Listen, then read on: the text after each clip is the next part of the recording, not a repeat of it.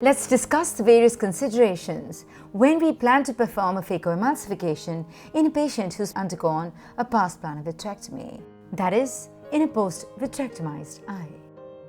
The formation of a cataract is not an uncommon presentation following past plantar vitrectomy. Now, when planning to operate on a patient who has developed a cataract following a past plantar vitrectomy, here are the following considerations. Remember that these are not virgin eyes. These are eyes that have been operated upon by a VR surgeon who has performed past plantar vitrectomy in these cases. So, we don't really know what is the extent of intraocular manipulations during the first surgery. Is there any accidental damage to the zonules that could result in a zonular dialysis? Or is there any accidental touch to the posterior capsule which could also have resulted in a posterior capsular compromise? The next thing to consider is what is the status of the retina. Is the retina on? Is the retina detached? Because in case you had a macular off retinal detachment, it would result in an erroneous evaluation of the axial length, which again then would result in the wrong IOL power calculation. With a silicone oil-filled eye, it's impossible to do an ultrasound of the posterior segment, and therefore it's sometimes difficult to evaluate what is the retinal status, which again makes us understand that these are cases where we have to take a guarded visual prognosis prior to the surgery. Keeping all of this in mind, we need to perform a thorough clinical examination on the slit lamp, look at the health of the cornea, look at the anterior chamber depth, look for the status of dilatation of the pupil, look for the stability of the capsular bag, that is, look for phacodonosis, look for the integrity of the posterior capsule on slit lamp, and a thorough examination of the posterior segment as best possible. On slit lamp, evaluate the density of these cataracts. Typically, these cataracts are in advanced nuclear sclerotic cataracts, thereby requiring significant energy for downsizing and for their subsequent emulsification. We also need to perform certain investigations, such as a UBM, should there be any doubt about a zonular weakness, as well as an ultrasound of the posterior segment of the eye if it is not a silicone oil-filled eye. The biometry in these cases is also sometimes challenging. If it is a silicone oil-filled eye, we need to go into the silicone oil mode of the biometer prior to performing the biometry. All in all, we need to understand and we need to ensure that the patient understands that these cases are extremely challenging surgically, as well as the possibility of a post-operative suboptimal outcome does exist. Having understood this, the patient should give us a written informed consent of the same, and then we go ahead to plan the surgery. I'd like to now take you through a few surgical cases wherein we discuss the various presentations of a post-vitrectomy cataract and the various challenges that we faced and how we overcame them. Let's move to the surgeries. Let's start with the first case. Now, this is the typical appearance of a silicone oil-filled eye preoperatively. You will find few tiny little bubbles of silicone oil typically resting under the corneal endothelium in the upper half of the cornea. Now, in this case, when we perform a hydrodissection, this densely sclerotic nucleus prolapses into the anterior chamber. The reason for me showing you this part of the video is for you to understand how dense these nuclei often are. So when you need to emulsify these nuclei, I would perform a direct chop technique. I would use a power of up to 50 to 60% of phaco energy, adequate vacuum of approximately 300 millimeters of mercury with a flow rate of 26 cc per minute. Let's now move to the second case. Now, this is another patient who underwent a past plantar vitrectomy, and as you can see the silicone oil lying under the corneal endothelium. If you were to move the eye around and focus on the anterior vitreous, you can actually see the silicone oil floating behind the lens. Do remember that the vitreous in the vitreous cavity actually acts as a support to the human lens, and therefore, in a vitrectomized eye, where we do not have any vitreous anymore, that support is lost. As a result of which, you find huge fluctuations in the anterior chamber during the surgery as a result of a natural tendency of the lens to go back without the support of the underlying vitreous. It is for this reason that you need to keep your main tunnel entry not very long, that is, not more than 2 millimeters into the cornea. By doing so, you'll be able to avoid any O-locking which would otherwise occur whilst emulsifying in a slightly deeper plane. This is followed by staining of the anterior capsule. The silicone oil in the anterior chamber is washed away when we perform this step.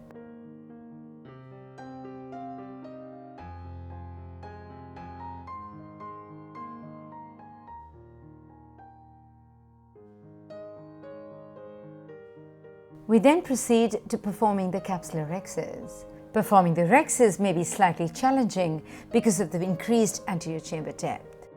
While performing the capsular rhexis, I am always extremely mindful to look for any subtle signs of excessive mobility of the nucleus or folds in the anterior capsule which could signify a zonular instability. We then proceed to performing a hydrodissection. Now, whilst performing a hydrodissection, note what happens in this case. Some of the silicone oil comes into the anterior chamber via the zonules. This is not a very common occurrence. However, it may occur, and should it do so, all you need to do is inject some viscoelastic into the eye from before backwards so as to get all of the silicone oil out of the eye. We then proceed with the nucleus management. The settings are those which will be required to downsize and emulsify a hard cataract. The technique that I'm using here is the direct chop technique. I ensure that I have a sharp tip, adequate amount of the tip exposed, and I'm using a sharp chopper. You can see that the cataract is rather leathery. And as I proceed with downsizing and breaking down the nucleus, I find it's quite difficult to separate the fragments completely. I attempt to break down the nucleus into multiple small emulsifiable fragments, some of which are free, some of which are still attached to each other, and in a sequential manner, I bring them up under adequate viscoelastic cover into the pupillary safe zone and emulsify it. This is what you'll see in this part of the video.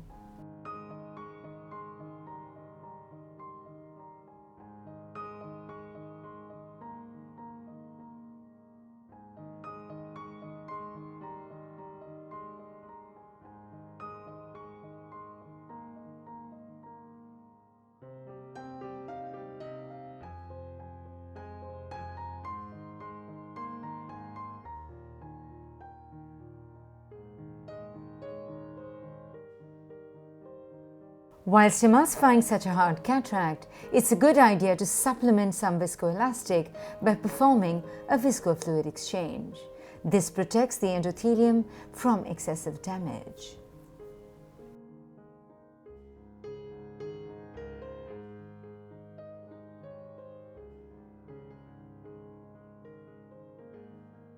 At this point, with the amorphous core now emulsified, it's easy to see that point of attachment of the posterior aspect of each of these so-called fragments. Now here's how I would manage this situation. In a sequential manner, I bury into each of these fragments, bring them up and sever its attachment from the rest of the plate, and thereby downsize and successfully emulsify the entire nucleus.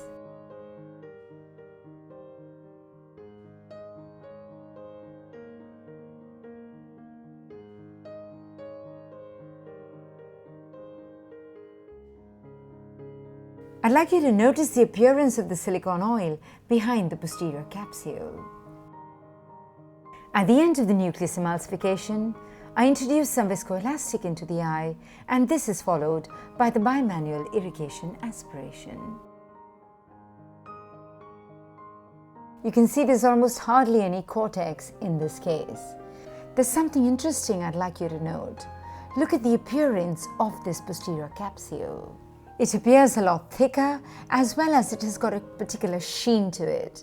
This is not an uncommon occurrence in a post vitrectomized eye.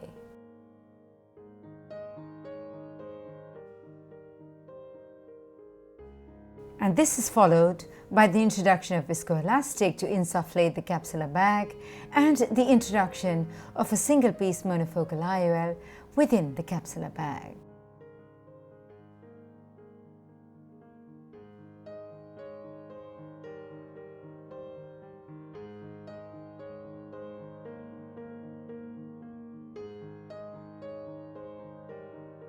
The introduction of the IOL is followed by the removal of the excessive viscoelastic from the eye.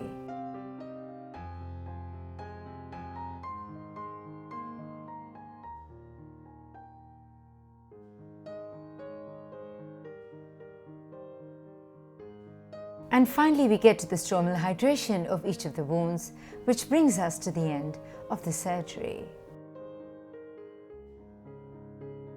Let's now proceed to the next case. This patient presented with a grade 2 to 3 nuclear sclerosis as well as significant posterior synechiae. Whilst creating our incisions, I've already discussed how the main tunnel needs to be shorter to prevent O-locking while working at a deeper plane.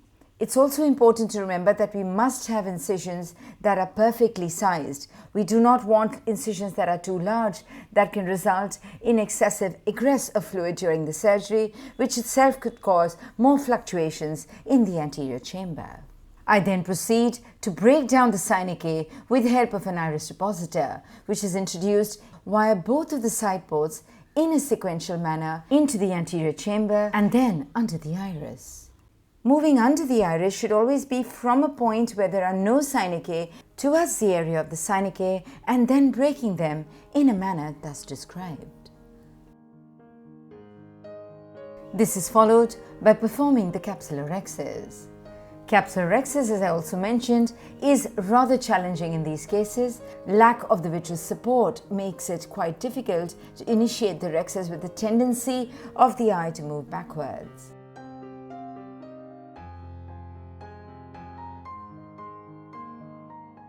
The next step is the hydrodissection. In order to confidently do a hydrodissection, we must ascertain preoperatively that there is no pre-existing tear in the posterior capsule. For this, we need to look clinically if the cataract is not too hard, for any outpouching of the posterior capsule or any linear folds in the posterior capsule, which could signify a posterior capsular tear, or an ultrasound biomicroscopy, which could show a dehiscence in the posterior capsule itself. Next, we'll proceed to the nucleus disassembly and emulsification. Again, I use a direct chop technique. My settings in this case would be a power of about 40 to 50%, a vacuum of 300, and a flow rate of 26 cc per minute. In order to limit the amount of fluctuations in the anterior chamber, which we have now understood results from the lack of the posterior support, the three things that we can do is 1. Reduce the bottle height to prevent any excessive deepening of the anterior chamber. 2. Ensure that your incisions are suitably sized to avoid excessive egress and leakage of fluid. And 3. Be gentle with your intraocular manipulations whilst performing the nucleus emulsification.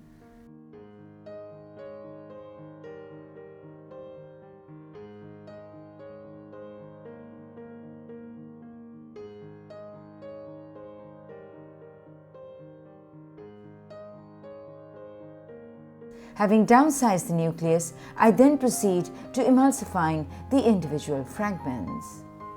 At this point, I come to the end of the nucleus emulsification and now introduce some viscoelastic prior to the bimanual irrigation aspiration. In this case, as opposed to the previous one, there seems to be some amount of residual cortex, and that is now carefully removed by the bimanual irrigation aspiration technique. Keep a watch on the appearance of the posterior capsule. You will notice the apparent thickening of the posterior capsule and the typical sheen of a post vitrectomized posterior capsule.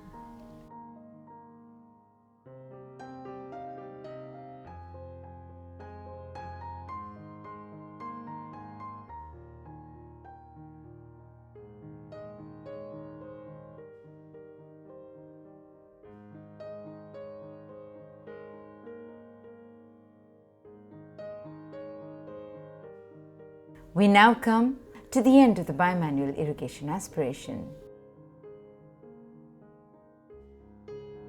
Once more, I'd like you to notice this typical thickened posterior capsule with this classic sheen, which we often see in these post-vitrectomized eyes.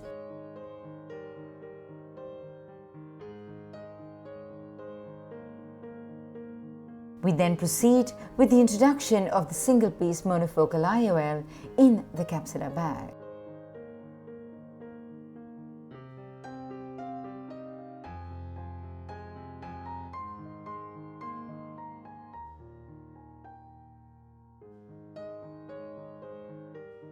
We then proceed with the removal of the excessive viscoelastic from in and around the IOL and the anterior chamber.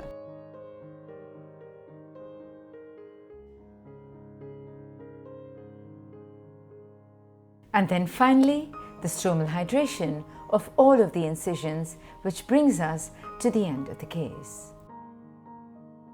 Let's now move to watching the last case of our series. This is a patient who presented to us following a past planar vitrectomy with a loss of vision. On examination, the patient had a total white cataract, he was young, there was some evidence of old posterior synechiae indicated by the presence of iris pigment in a radial fashion on the anterior capsule.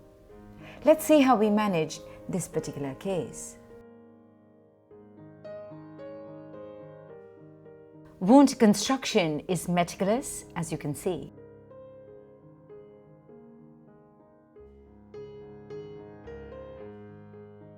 I now inject an intracameral mydriatic solution in an attempt to dilate the pupil. This is followed by staining of the anterior capsule with blue dye.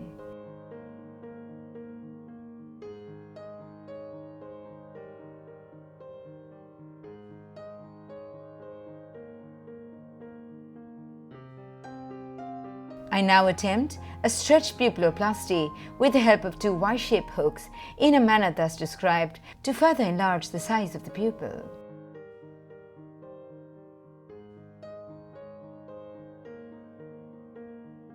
I now proceed with performing the capsular rhexis. And it's extremely interesting what we find here.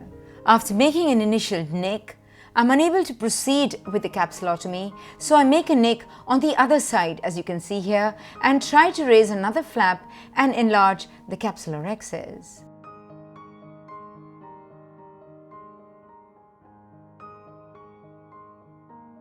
The capsule seems rather thin, but I'm able to complete a rhexis even though it appears slightly small.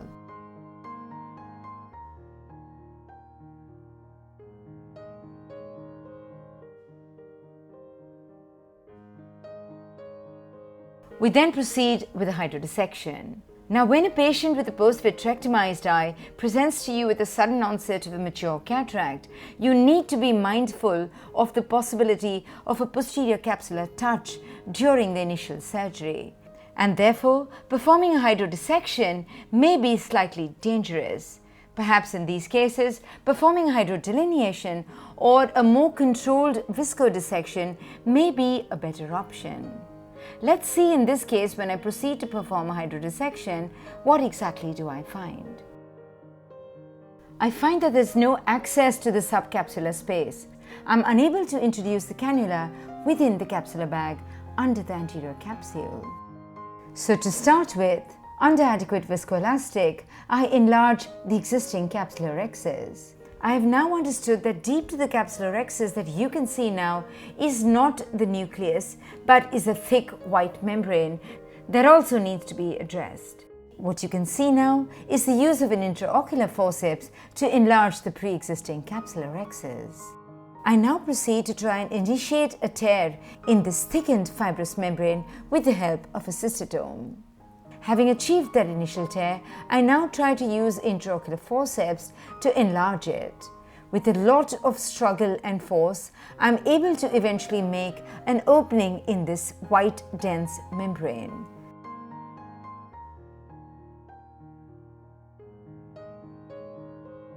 Because of the excessive resistance and the inability to proceed with opening out of the capsule with the help of intraocular forceps, I then proceeded to take the help of an intraocular scissors to try and initiate another cut, and then use the scissors reintroduced from the other side to propagate the cut to complete the entire opening in this fibrous membrane.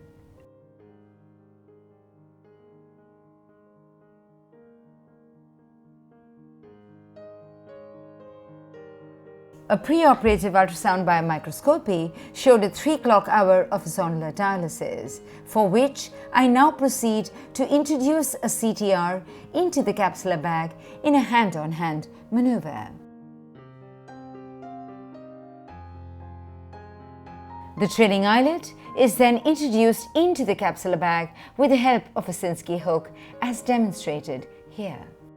This is then followed by a very careful and gentle hydrodissection.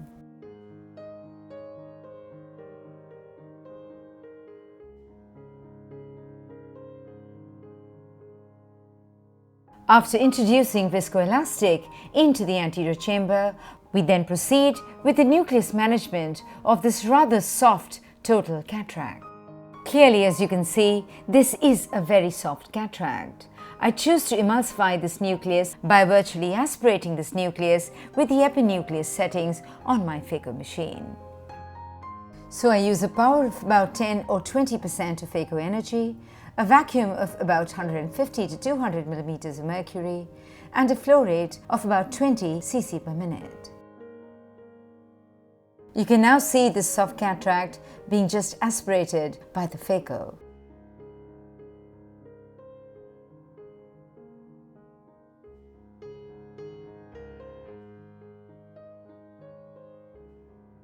With the nucleus now emulsified, I'd like you to note the appearance of this thick fibrous membrane which we found under the capsular rhexis.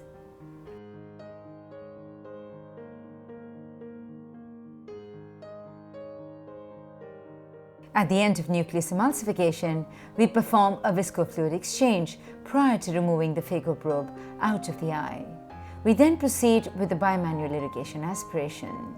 Challenging as it may be, the whitish membrane underlying the rhexis makes it quite difficult for us to actually see the cortex underlying it. But with care and caution, the cortex is removed sequentially from either side.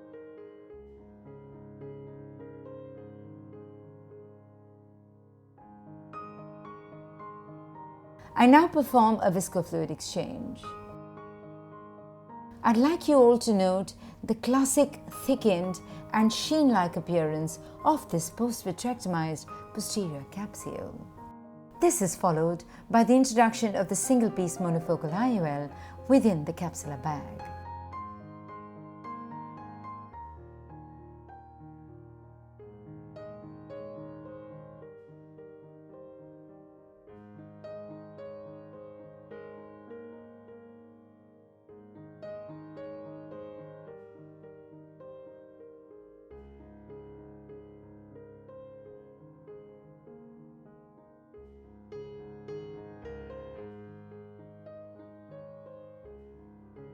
I'd like you to now note the technique that I follow to actually trim this thickened capsule.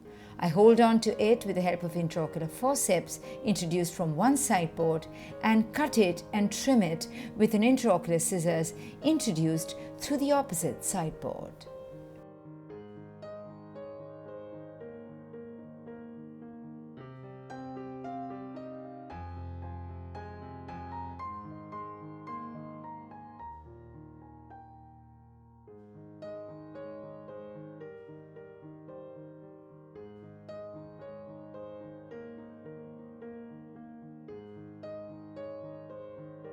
We now come towards the end of the surgery, wherein we wash out all the excessive viscoelastic from in and around the lens, as well as from the anterior chamber.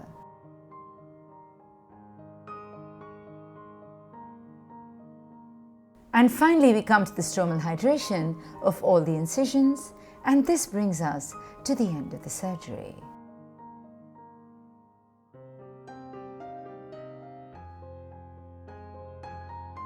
in the surgical principles of performing a phacoemulsification in a post-vitrectomized eye. I hope you found this useful. Thank you.